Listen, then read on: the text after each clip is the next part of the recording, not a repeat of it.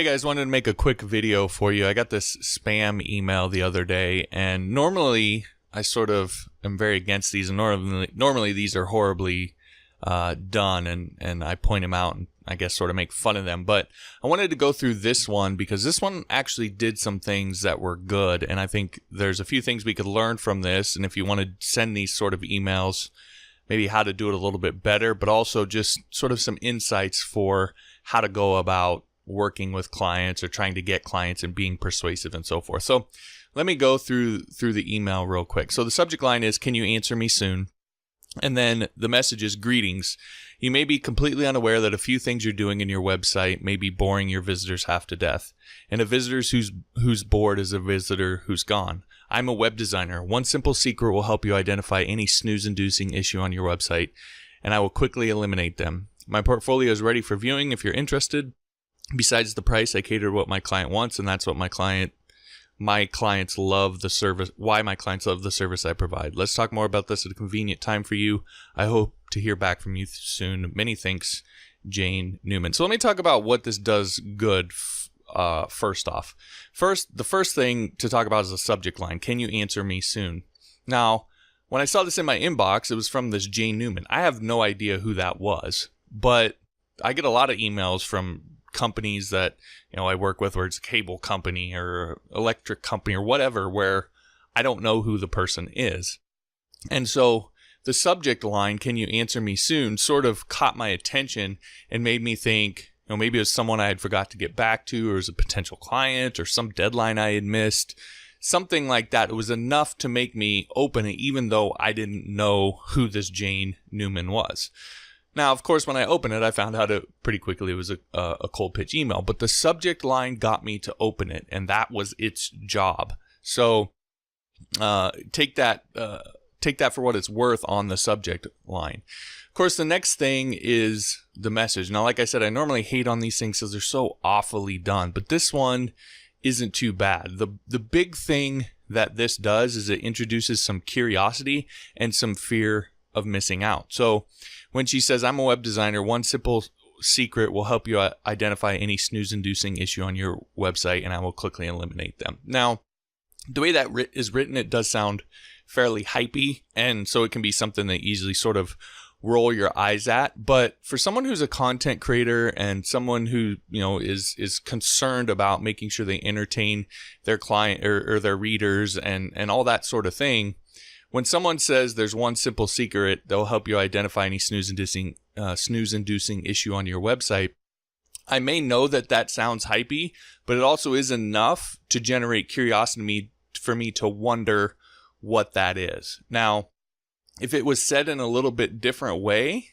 it would really have even more impact. So it does enough to generate some curiosity. And when I read this, I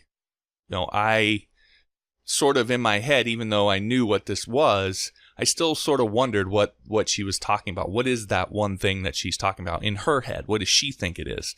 So it was enough to generate that curiosity and the fear of missing out of, well, I don't know what she's talking about. I want to know what she's talking about. So those were the good parts of this email.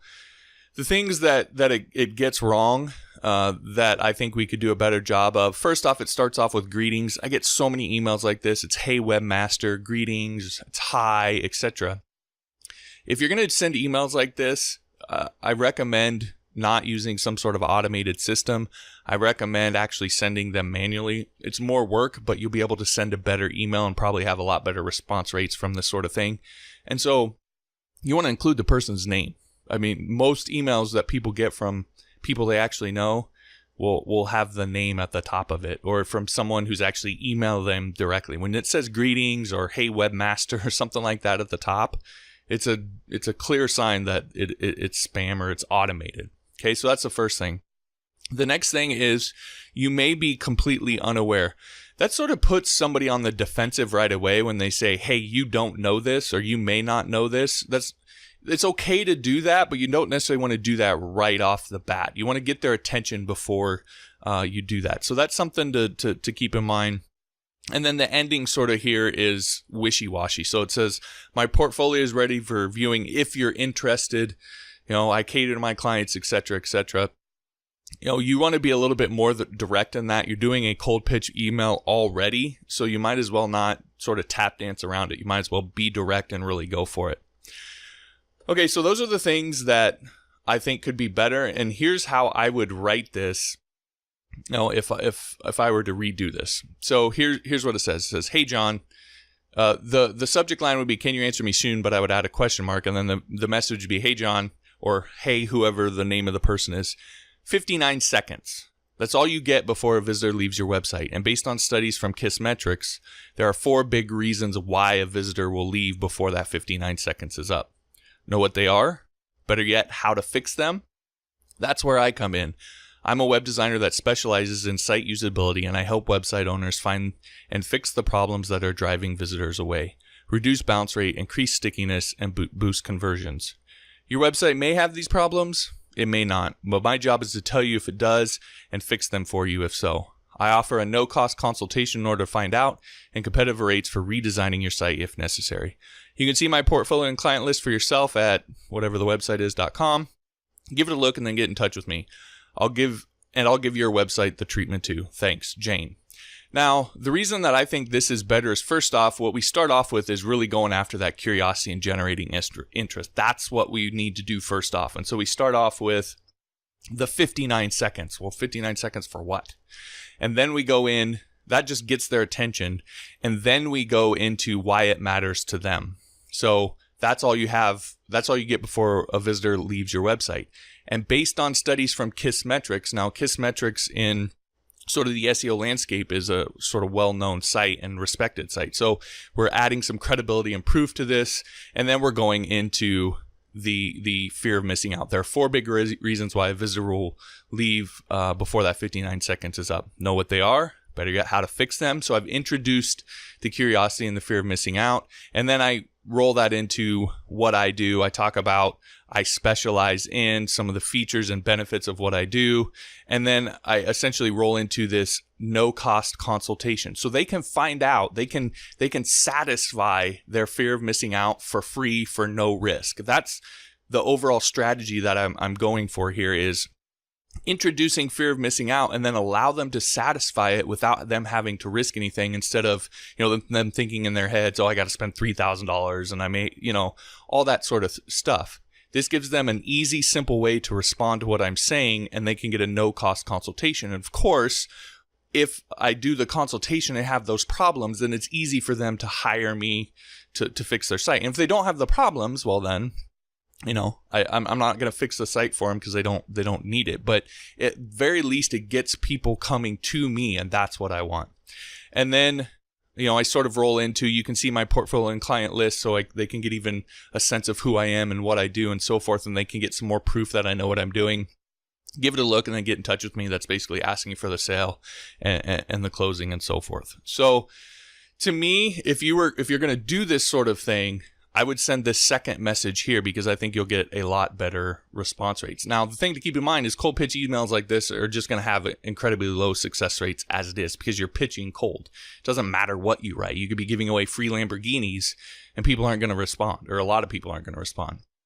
But again, if you're going to send these out, send out the second one. You almost assuredly will have better luck with it.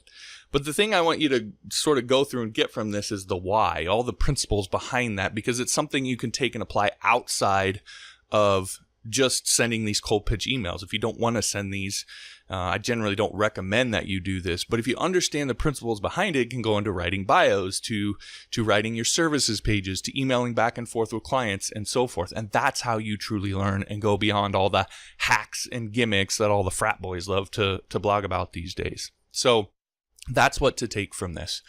Now, of course, if you'd rather just have the clients chase you and come to you, which is 100% possible, happens to freelancers all the time, then head on over to my Upwork 101 course on Skillshare at upwork101.com, because it's 3 hours and 31 minutes crammed full of this kind of stuff that shows you how to turn the tables and actually get the clients to chase you. There's a full module on building your profile in such a way that you really appeal not only to clients when they see your profile, but to the search engine on Upwork, so you rank higher in all of the lists and all the suggested freelancers and so forth. That's going to go a long way towards clients coming to you.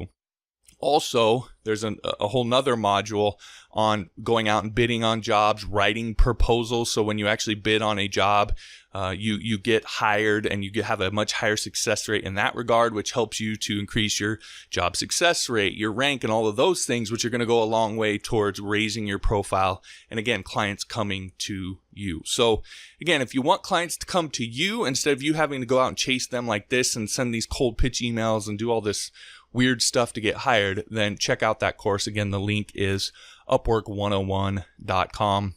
And there's tons of principles and concepts and strategies in there, just like we went through today, that will help you, whether you use Upwork or not, frankly. So again, upwork101.com. All right, that'll do it for this video. Thanks for watching. We'll talk to you next time.